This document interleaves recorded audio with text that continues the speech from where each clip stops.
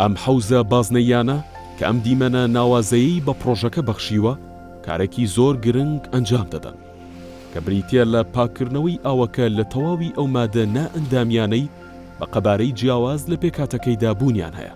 ئەم حەوزانە ژمارەیان 20 حەوزە، 10 حەوزیان تایبەتە بەهێڵی یەکەمی پرۆژەکە و 10 حەوزەکەی تریان تایبەتە بەهێڵی دووەم. 4 حەوزیان پێیدەوترێت پری کلاریفای کە تیرەی هەر یەکێکیان 57 مەترە و بە هەر چواریان بڕی 66500 مەتر سێجا ئاو دەگرن.